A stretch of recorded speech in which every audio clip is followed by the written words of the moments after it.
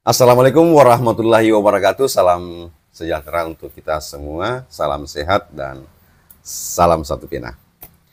Teman-teman dimanapun berada, semoga Tuhan senantiasa memberikan perlindungannya, memberikan kesehatan kepada kita semua, diberikan kemudahan dalam setiap beraktivitas.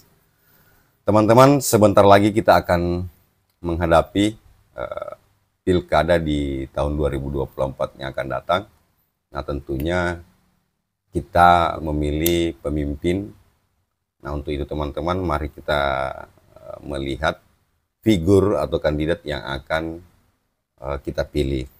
Tentunya kita berharap penuh bahwa pemimpin yang akan kita pilih ini adalah benar-benar pemimpin yang pro rakyat.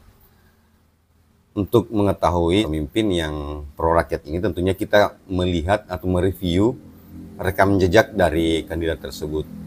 Karena khawatirnya ketika mereka memimpin nanti akan menghasilkan manajemen pemerintahan yang tentunya pasti akan berdampak buruk juga kepada masyarakatnya. Nah, seperti kita ketahui teman-teman, di setiap kandidat ini tentunya mempunyai trik atau mempunyai cara-cara tersendiri untuk memenangkan sebuah pertandingan, diibaratkan sebuah pertandingan atau perlombaan untuk memenangkannya itu.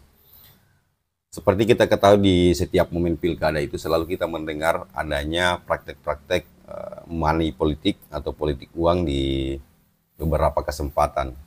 Penting kita mengingatnya bahwa tindakan seperti tersebut, money politik itu salah satu perbuatan atau tindak pidana itu yang kemudian diatur dalam pasal 523 ayat 1 sampai ayat 3 Undang-Undang Nomor 7 Tahun 2017 tentang pemilihan umum.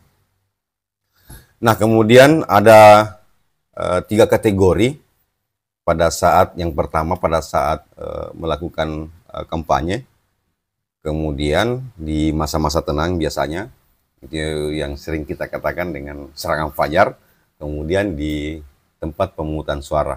Nah, biasanya di tempat-tempat pemungutan suara ini ada seseorang tim yang berdiri dan mendekati warga masyarakat, kemudian membisikinya, mengarahkan untuk memilih pasangan calon. Kemudian juga di masa-masa tenang biasanya itu di berbagai cara membangun pertemuan-pertemuan silaturahmi, baik itu satu suku, kemudian teman-teman alumninya dan atau teman-teman komunitas lainnya.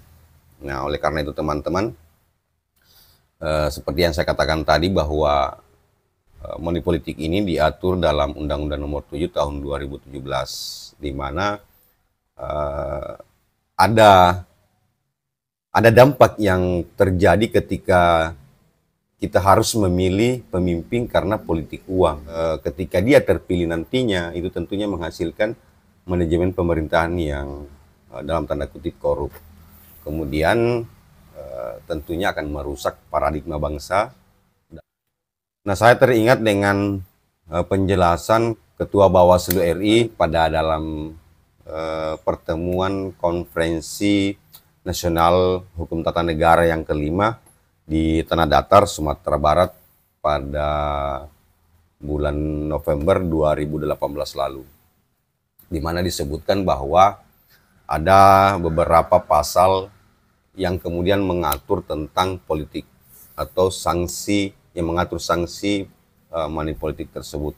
Pasal-pasal ini dijelaskan dalam pasal 278, 280, 284, kemudian 515 dan di pasal 532 Undang-Undang Nomor 7 Tahun 2017 tentang pemilihan umum. Adapun sanksi yang menunggu bagi para setiap pelanggar ini teman-teman, yaitu yang pertama ada sanksi pidana penjara tentunya, kemudian ada denda uang. Nah, untuk sanksi pidananya ini itu bisa sampai 3 sampai 4 tahun, dan untuk sanksi uang itu biasanya 36 juta sampai 48 juta, dan tentunya diskualifikasi bagi para pelanggarnya atau bagi kandidat yang melanggar aturan tersebut. Nah, untuk itu teman-teman, mari kita memilih kandidat yang betul-betul bisa dijadikan sebagai pemimpin yang programnya pro rakyat dan tidak hanya mengenal kita pada saat masa kampanye saja. Lalu kemudian di saat terpilih, mereka mengabaikan kita dan programnya tidak pro rakyat tapi pro kelompok. Nah, ini yang kita harus hindari dan ini yang harus kita cegah sehingga tidak terjadi. Dan tentunya kita harapkan pemimpin yang kita pilih ini benar-benar programnya pro rakyat dan memudahkan segala pelayanan-pelayanan administrasi dan selalu hadir memberikan solusi di setiap permasalahan yang ada di sekitar masyarakatnya. Nah, untuk itu teman-teman, mari kita kembali lagi. Saya mengajak untuk selalu bijak dan menolak yang namanya money politik. Jangan kita berpikir bahwa kapan lagi kita mendapatkan uang pada saat masa kampanye. Saya ingin mengatakan begini teman-teman, jangan kita mau dihargai uang 200.000, 250.000 yang kemudian kita menggadaikan kehidupan kita di 5 tahun ke depan. Salah satu dampak biasanya akan terjadi pada pelayanan administrasi, kemudian program-programnya itu dampaknya kepada kita. Karena biasa kita mendengar tidak ada dampaknya untuk saya. Siapapun yang terpilih itu tidak ada dampaknya buat kita bagi kalangan bawah. Tidak teman-teman, itu sangat berdampak buat kehidupan kita. Karena setiap kebijakan yang dikeluarkan tentunya akan berdampak kepada kepentingan masyarakat. Nah, oleh karena itu, lagi-lagi kembali saya mengajak teman-teman untuk membuka telinga, membuka mata, membuka hati, lalu kemudian melakukan tindakan nyata mencegah terjadinya politik uang.